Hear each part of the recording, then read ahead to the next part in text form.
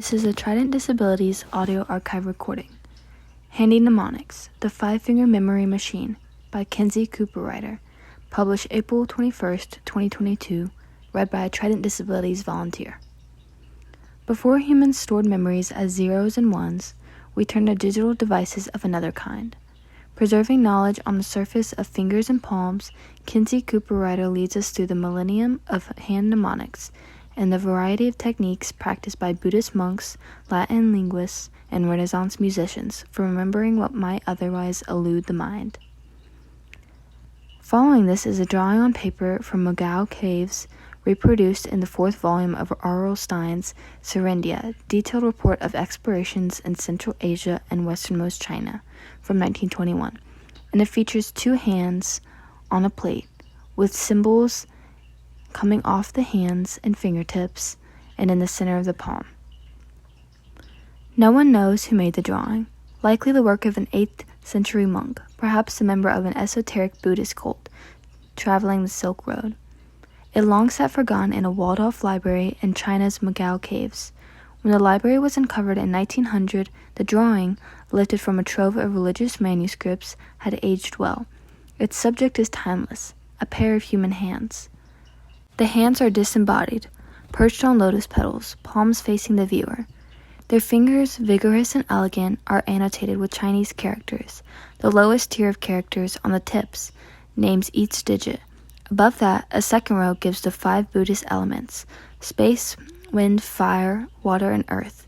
And a final tier, floating upward as if on a kite strings, lists the 10 virtues, among them meditation, effort, charity, wisdom, and patience. The drawing illustrates a mnemonic system, a way of projecting knowledge onto the hands so it can be studied, memorized, and stashed in a pocket. Around the same time this mnemonic was made, another monk in a Northumbrian monastery halfway around the world was developing a different system of manual knowledge. His name we do not know, Bede. In 725, he published a treatise, The Reckoning of Time, in which, alongside discussions of shadows, moonlight, and solstices, he laid out a method for determining when Easter would fall on any given year. This may sound like a trivial exercise, but for Christians at the time, it could hardly have presented a more important or vexing problem. Below this is a diagram featuring hand symbols, each one different, on a page of paper. The description for this says, Liquella digitorum, finger reckoning, after Bede, from an early 9th century manuscript. To find that the date of Easter, which falls after the Northern Hemisphere's spring equinox on the Sunday immediately following the first full moon, one needs to reckon with the planetary rhythms, which Bede mapped across his hands. The 5 fingers, he observed, contained 14 joints, plus 5 nails, 19 landmarks in all. This number tracks the Mnemonics cycle, how many years it takes for the moon to return to the same phase on the same calendrical day. The joints of both hands taken together, minus the nails, gives you 28 landmarks, the approximate length in years for a full solar cycle. In this way, Bede noted, the hands can readily hold the cycles of both planets. Beyond this basic setup, he left the details obscure and didn't bother to include an illustration. The technique, Bede wrote, is better conveyed by the utterance of a living voice than by the labor of an inscribing pen. But his system, known as Computus Digitorium, or simply Computus, found an appreciative audience. It was widely circulated and adapted and will remain a cornerstone of Christian learning for centuries. These 2 systems, perhaps the earliest examples of manual mnemonics, come down to us only in outline.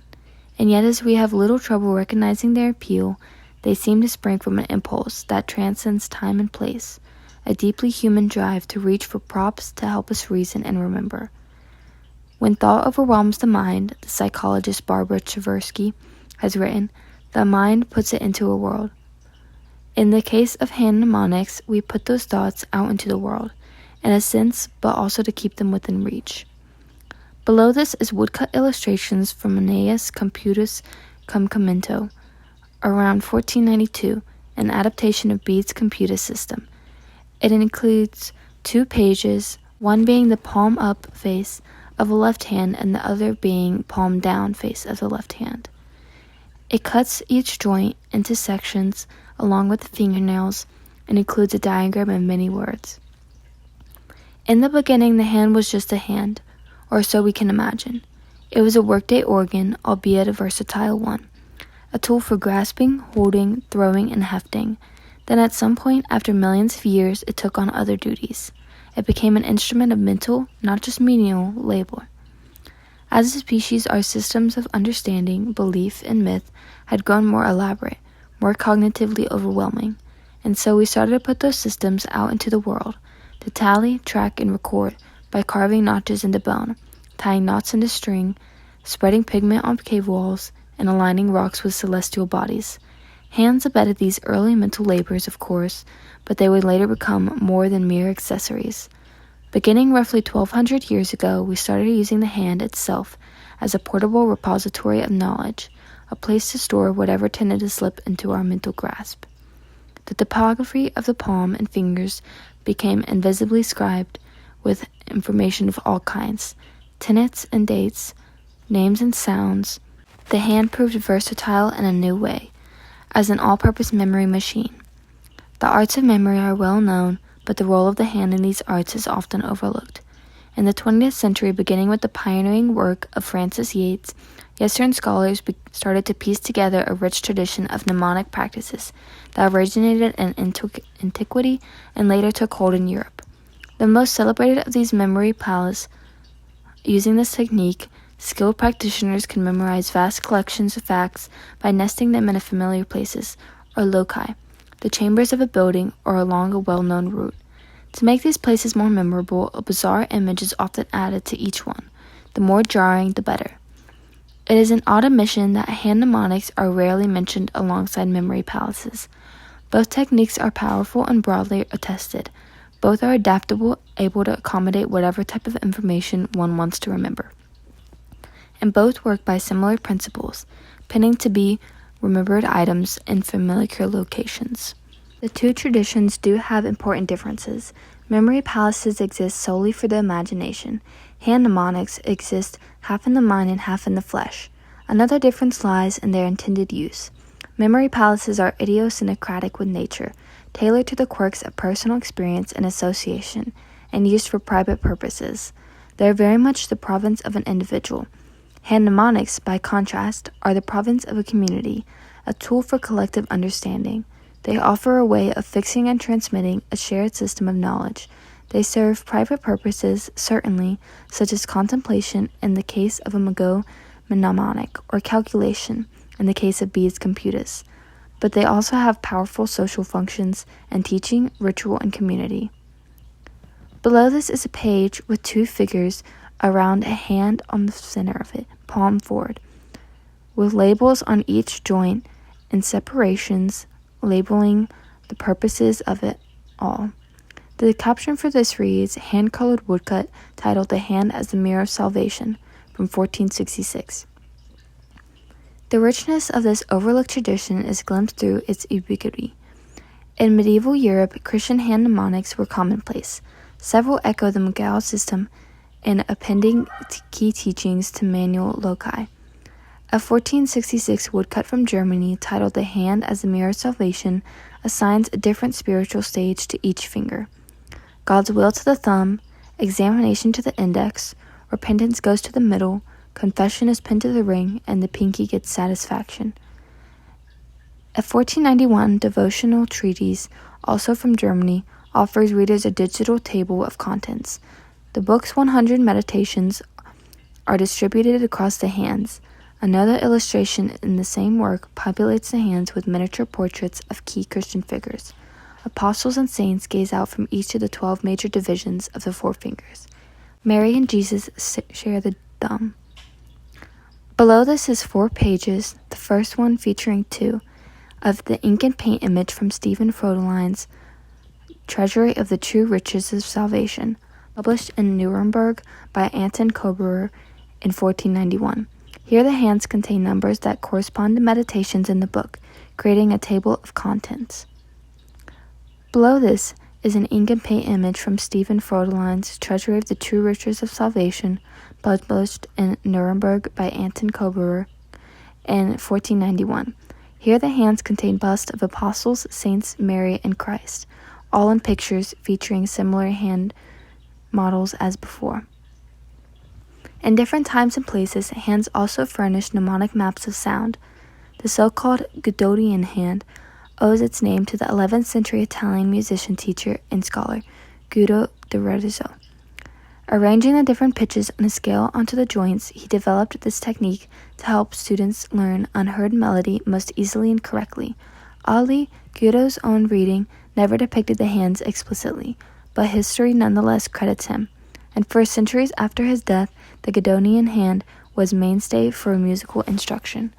One scholar had described it as fundamental conceptual equipment for all musicians of the time.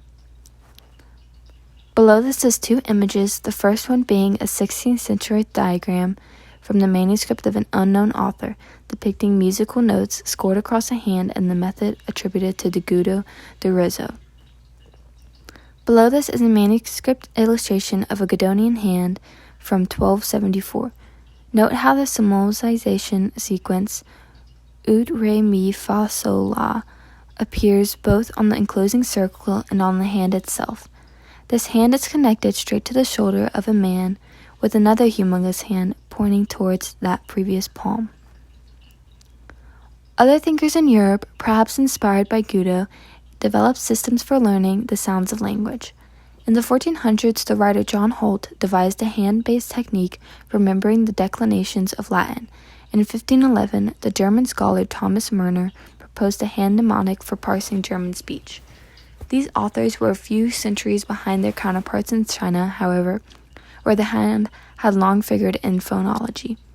As early as the 13th century, Chinese scholars were projecting syllable charts, often called rhyme tables, into the palms and fingers.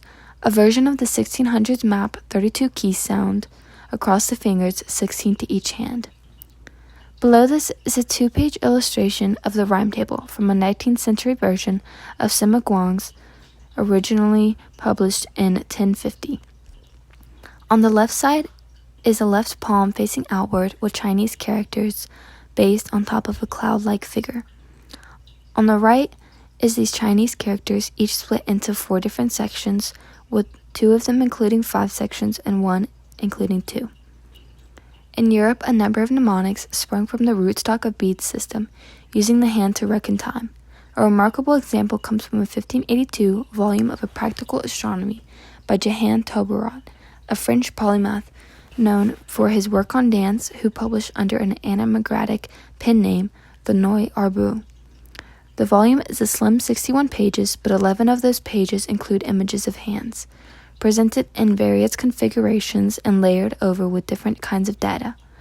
Among these is the mnemonic for keeping track of notorious calendar quirk, the alternation of long and short months. The image shows the left hand, the thumb, middle, and pinky fingers are extended, while the index and ring fingers are curled back towards the palm.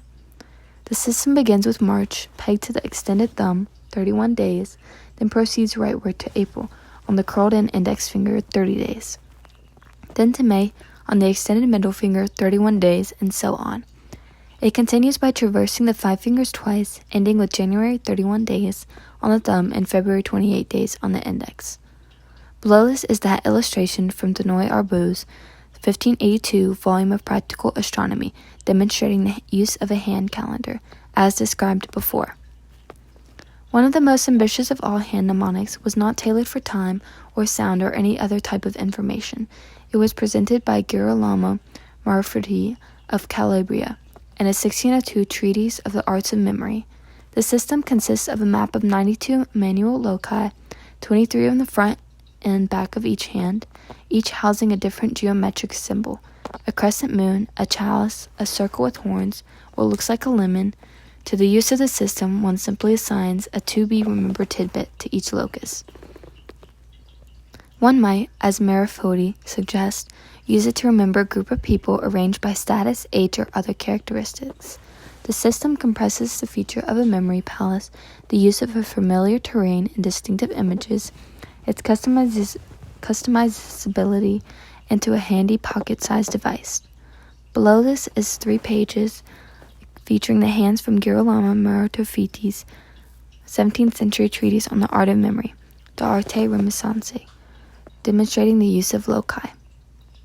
The global survey of hand mnemonics includes Jewish hand calendars that resemble Bede's computus, the hand-based techniques with which mariners tracked moon and tide, an elaborate manual system for remembering key moments in Dutch history, the mnemonic alphabet from 1579, in which different hand shapes represent different letters, and variegated vein of Chinese Medic mnemonics.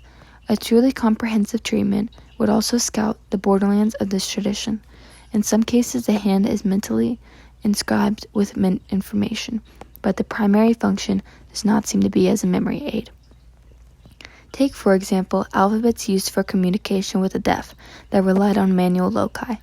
Hand charts studied by practitioners of chiromancy and the Kabbalah, systems for converting the hand into a sundial, and bodily maps used for divination and exorcism. In the last case, for instance, a Chinese illustration from 1152 invites readers to press on various parts of the hand, called mu, or eyes, to dispel different kinds of evil. Below this is 3 images, the first one being 3 pages of the Hebrew mnemonic hand calendars for keeping track of Jewish holidays and prayers cycles. From left to right, they date 1690, 1691, and 1804. Each contains much information on each joint and section of the hand, with different art styles. Below this, the second images contains 2 hands, palm down, with sections of joints with information, and the caption reads an 1815 guide by H. Sommerhausen for remembering significant epochs from Dutch history. Below this is the illustration from Benoit Arbou's 1582 volume of Practical Astronomy, demonstrating how to convert the hands into a sundial. Spending time amid this rich tradition, questions arise. First, what makes the hand so popular as a mnemonic prop? A large part of the answer surely involves portability. The hands are always, ready to hand. Another part is familiarity. Though popular wisdom stresses how well we know the back of our hand, the palm is hardly terra incognita. A further advantage stems from how hand mnemonics offer both visual and kinesthetic roots to memory. They are both seen and felt. A final part of the answer is that the human hand can be parsed and construed variously. Seen one way, we have a perfect housing for 10 virtues. Seen another, we have a fitting framework for 12 apostles, 32 symbols, or 100 meditations. But why did hand mnemonics emerge when they did? What niche did they fill? The examples considered here suggest the tradition flourished in a period when literate and oral cultures coexisted, a time when some, the scholarly elites, were developing complex systems of knowledge in monasteries and universities, while others, the broader public, were trying to master these systems and use them in everyday life. Hand mnemonics may have been perfectly positioned to shuttle between these two cultures. They bridge the voice and the pen, offering to the trained imagination a kind of living inscription. The thorniness here is that it's difficult to say with confidence when exactly hand mnemonics flourished. We could assume they got their start 1,200 years ago based on the earliest surviving examples, but it's quite plausible that similar techniques had been used for centuries or longer. Perhaps no earlier evidence survives because hand mnemonics were so widely used, so mundane that no one thought to mention them. Recall that Bede didn't bother to illustrate his famed system. Neither did Gouda. It's so hard to determine when and why hand mnemonics faded out. That is, if they have. Many continue to remember the alternation of long and short months by projecting them onto the knuckles, an update of Tabaro's system. Japanese students, channeling Bede, sometimes employ a hand calendar for determining the days of the week on which a given date will fall. In the U.S., hand-based maps, that is, configurations of the hand that resemble a particular geography, are used by residents of Michigan, West Virginia, Alaska, and other places. Hand mnemonics are still used to teach the right-hand rule in physics classrooms and remain especially popular in medicine, with more introduced all the time.